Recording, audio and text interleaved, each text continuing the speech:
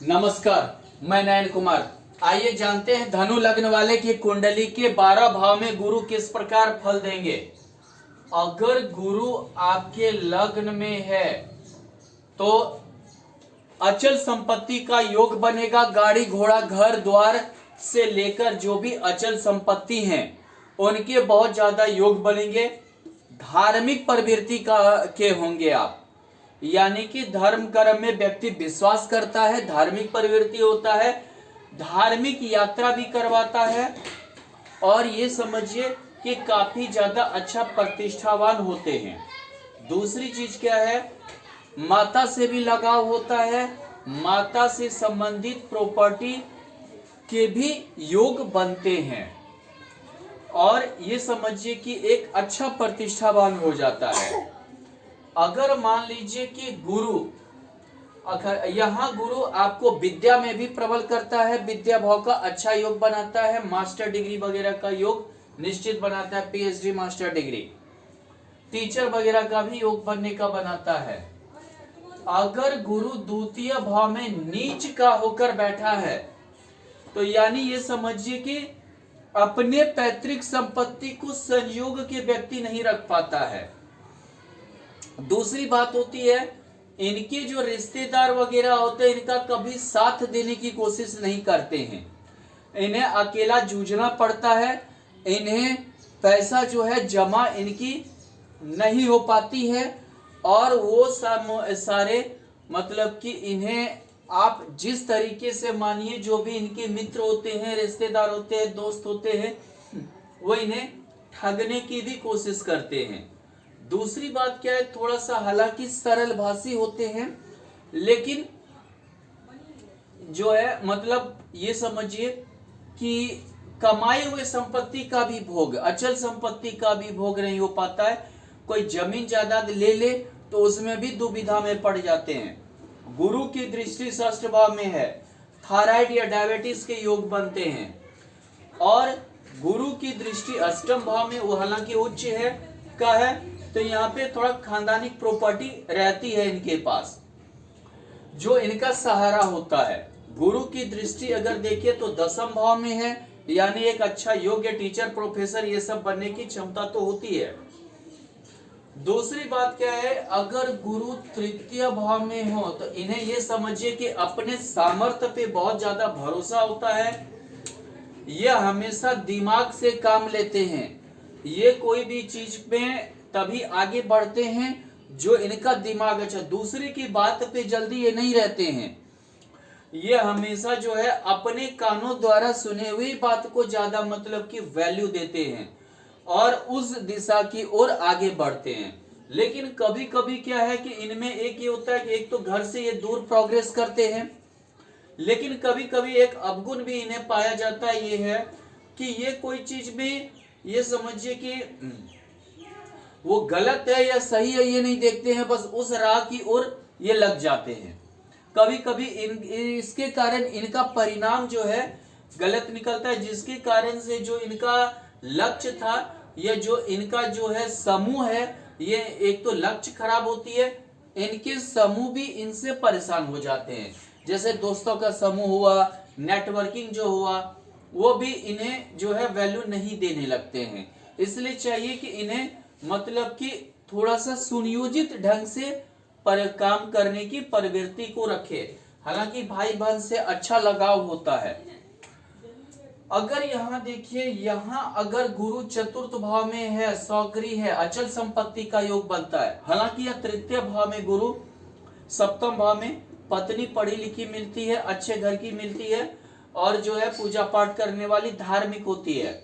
एकादश भाव में लाभ भाव पे महत्वाकांक्षा तो पूर्ति होती है लेकिन भगवान भरोसे होती है, ये किसी और से महत्वाकांक्षा नहीं, अपने भरोसे पूरा करते हैं।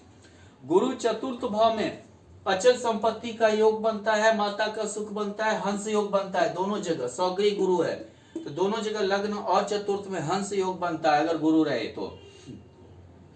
दूसरी चीज यहाँ क्या है कि यहाँ पे जैसे कि सोना यानी कि ज्वेलरी वगैरह के अच्छा मतलब इनके पास जो है रिकवर रहता है, मतलब कि इतना तोला सोना, इतना तो ये आपने सुना होगा, ऐसे गुरु अच्छा सोना का भी योग बनाता है। हालांकि पैतृक संपत्ति का भी उच्च का दृष्टि है गुरु का। यानी कि कभी कभी ऐसा भी होता है कि इन्हें बिना कमाए हुए धन का भी मतलब अच्छा योग बनता है, जैसे पैतृक संपत्ति, वसीयत लाभ, खानदानिक संपत्ति, ससुराल से संपत्ति, इंश्योरेंस वगैरह का लाभ, ऐसे भी इन्हें मिल जाता है। द्वादश भाव में यानी धार्मिक खर्च करते हैं ऐसे व्यक्ति, धार्मिक यात्रा करते हैं, धार्मिक खर्च करते हैं, उदारवादिता ज्यादा होती है, धर्म कर्म की ओर लगे भी रहते हैं। दसम भाव पे दृष्टि अच्छा टीचर, अच्छा योग्यता देता है। अगर मान लीजिए कि यहाँ गुरु है तो इनको किसी की कृपा अच्छा मतलब ये होता है, प्राप्त होता है। लग्ने होकर है यानी कि किसी की प्रेरणा से ये आगे बढ़ते। हो सकता है इनका कोई बड़ा भाई हो, कोई गुरु हो, जिनके प्रेरणा से ये काफी आगे बढ़ जाते हैं। इनके पुत्र बहुत अच्छा नाम कमाते हैं। ये समझिए इन्हें प्रारब्ध का फल, यानी कि ये समझिए इनके पिछले जन्म के किए गए पुण्यों का फल इन्हें प्राप्त हो रहा है, ऐसा समझिए। काफी धार्मिक होते हैं, काफी उच्च विद्या हासिल करते हैं, काफी ज्यादा जो है मतलब पीएचडी वगैरह, मास्टर डिग्री वगैरह, ऐसा योग इनका बन जाता है। हालांकि ये लाभ बहुत कम कमा पाते हैं, जितना जिस अनुसार से इनकी औहदा होता है उस अनुसार से ये लाभ उतना नहीं कमा पाते हैं, थोड़ा सा सॉबर नेचर के होते हैं। दूसरी चीज क्या है कि यहाँ अगर देखें तो यहाँ पर गुरु अच्छा संतान का भी योग बनाता है। गुरु ही संतान कारक होता है, जीव कारक होता है, और ये समझिए कि विद्या कारक भी होता है, यानी हर चीज का इन्हें अच्छा लाभ मिलता है। अगर गुरु षष्ठ भाव में है लग्नेश होकर, हमेशा आपको अपने दिमाग का माथा पच्ची करना पड़ेगा। हमेशा दिमाग का माथा पच्ची बना हुआ रहता है, कोई ना कोई दिक्कत परेशानी पड़ी भी रहती है। सामाजिक सेवा में व्यक्ति लगा हुआ रहता है, इन्हें ना बोलने की आदत नहीं होती है। समाज में कोई आ गया, उससे कोई परेशानी हुई तो ये उसमें लग जाते हैं। अब इनके परिवार इस कारण से नाराज भी रहते हैं। अगर यहाँ गुरु को देखें तो यहाँ द्वादश भाव पे होता है दृष्टि, धार्मिक खर्च भी करते हैं, उदारवाद भी होते हैं, उधार भी दे देते हैं।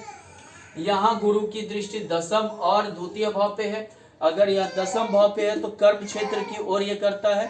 द्वितीय भाव पे थोड़ा सा वाणी दोष रहता है, यानी कि ये खुलकर नहीं बोल पाते हैं, स्पष्ट नहीं बोल पाते, किसी को क्लियर नहीं हो पाते हैं, और जिसके कारण इन्हें तकलीफ उठानी पड़ती है। अगर सप्तम भाव में गुरु है तो पत्नी पढ़ी लिखी मिलती है, बहुत ही अच्छे उच्च खानदान की होती है, मैंने आपसे अच्छे परिवार की हो सकती है, जिसका जीवन स्तर आपके परिवार से ज्यादा अच्छा हो या आपसे ज्यादा अच्छा हो।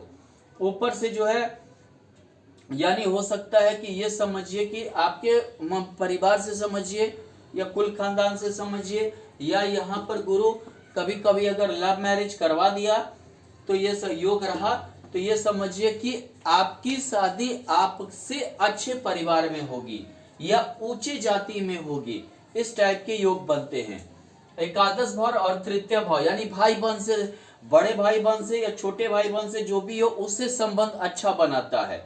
हालांकि यहाँ पे महत्वाकांक्षा इच्छा का भाव है, गुरु थोड़ा सा शुभ ग्रह है। शुभ ग्रह होने के कारण गुरु महत्वाकांक्षा या इच्छा की उतनी ज्यादा पूर्ति नहीं कर पाती है, क्योंकि थोड़ा सा व्यक्ति सभ्य टाइप का होता है। इसी के लिए यहाँ पाप ग्रह ही ज्यादा महत्वाकांक्षा की पूर्ति तेजी से करता है। लेकिन हाँ, ये इनके भगवान जरूर इन्हें पूरा करते हैं। और यहाँ तृतीय भाव पे है, इन्हें सामर्थ्य भी होता है। लग्नेश होकर तृतीय भाव पे दृष्टि गुरु यहाँ से, यानी कि इन्हें सामर्थ्यवान व्यक्ति होते हैं। और लग्न पे दृष्टि है तो यानी कि ये समझिए संस्कारी भी होते हैं। लग्न से पे दृष्टि हो या गुरु लग्न में हो तो व्यक्ति संस्कारी जरूर होता है, बहुत ज्यादा संस्कारी होता है। अगर गुरु यहाँ उच्च का है तो आयु में वृद्धि करता है। दूसरी बात है यहाँ पर ये जल्दी किसी को अपना दुख या सुख नहीं बताते हैं, चाहे इन्हें कितनी भी पीड़ा हो जाए ये आपको बताएंगे नहीं। मान लीजिए आपके कारण भी पीड़ा हो गया है तो ये उस चीज को नहीं बताएंगे, क्यों? वो इस चीज की बात को नहीं खोलेंगे, आपको जल्दी एहसास नहीं होने देंगे। हालांकि इन्हें खानदानी प्रॉपर्टी भी रहता है। और चतुर्थ भाव पे दृष्टि अचल संपत्ति, खेत पथार, जमीन जायदाद घर द्वार का योग बनता है, बड़े गाड़ी घोड़ा का भी योग बनता है। और ऐसे व्यक्ति अगर गरीब भी रहे तो फर्श से अर्श पर पहुंचने में इन्हें कोई ज्यादा दिक्कत नहीं सहनी पड़ती है। गुरु यहाँ पर द्वादश भाव में धार्मिक प्रवृत्ति का भी लाता है, धार्मिकता लाता है, लेकिन यहाँ नीच दृष्टि अपने लिए ज्यादा संचय नहीं कर पाता है, अपने लिए ज्यादा धन का संचय नहीं हो। थोड़ा सा दोस्त रिश्तेदार भी नाराज रहते हैं, क्योंकि ये किसी की जल्दी पैरवी पैगाम ऐसा काम नहीं करते हैं, उनको लाभ पहुंचाने की ज्यादा कोशिश नहीं करते हैं। अगर ऐसा कोई नेता मिल जाए देश में तो वो अच्छे स्थिति में ला देता है। अगर गुरु भाग्य भाव में है तो यानी आप भाग्यशाली व्यक्ति हैं। आपका लग्नेश होकर भाग्य भाव में, आपका भाग्य कभी आपका पीछा नहीं छोड़ेगा। आपका समय कितना भी खराब हो जाए लेकिन समय अच्छा होने में भी देरी नहीं लगेगा। आप ऊंचे पद पे आसीन होंगे, धार्मिक व्यक्ति होंगे और ऊंचे पद पे होंगे, धार्मिक यात्रा भी करेंगे और हमेशा भाग्यशाली रहेंगे। और ये सोचिए रोटी कपड़ा मकान का दिक्कत आपको कभी नहीं होने देगा, यानी कि आप पैसे से या रोटी कपड़ा मकान से कभी भी जो है आपको दिक्कत फेस नहीं करनी पड़ेगी। गुरु की दृष्टि यहाँ है, यानी कि यहाँ गुरु ऐसे भी भाग्य भाव ऊंचे विद्या का योग बनाता है, यहाँ है यानी जैसा आप है वैसा संतान भी ऊंचे विद्या की ओर हासिल जरूर करेगा। दूसरी बात लग्न पर दृष्टि है, लग्नेश होकर गुरु है, चतुर्थेश होकर है। हालांकि थोड़ा सा घर संबंधी षष्ठाष्टक योग के कारण तकलीफ हो सकता है, लेकिन आप आध्यात्मिक व्यक्ति होंगे, धार्मिक प्रवृत्ति के संस्कारी होंगे।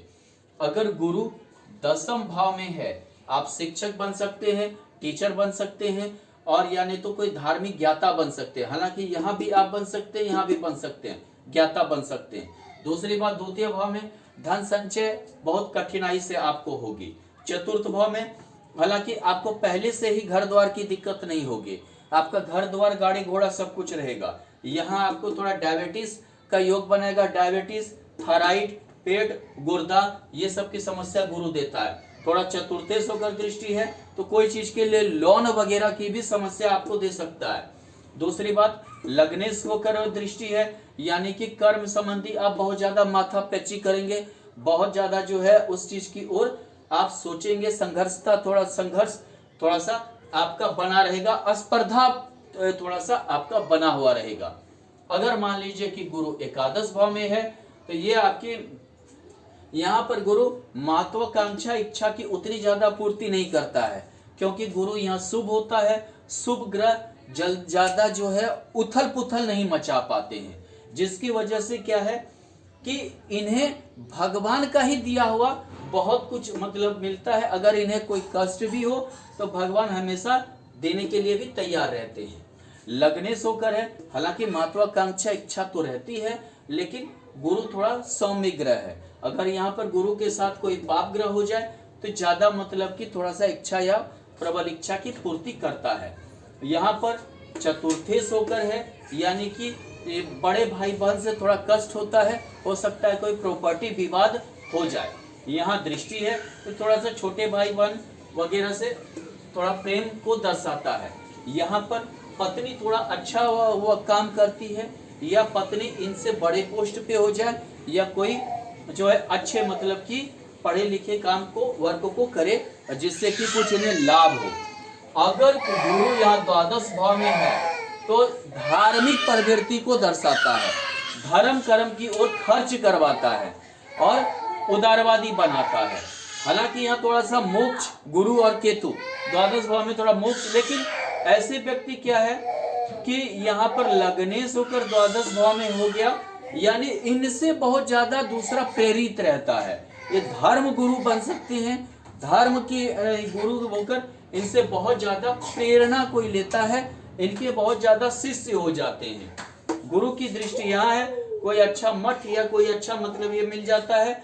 और चतुर्थ भाव यहाँ अष्टम भाव में उच्च का, यानी गूढ़ रहस्य गूढ़ ज्ञान का ये करवाता है, यानी कि समझिए कि वेद का या समझिए कि धार्मिक का बहुत ही गूढ़ ज्ञान होता है। इन्हें विदेशों में बहुत नाम होता है, इन्हें गुरु के रूप में बहुत ज्यादा नाम या इज्जत प्रतिष्ठा मिलती है।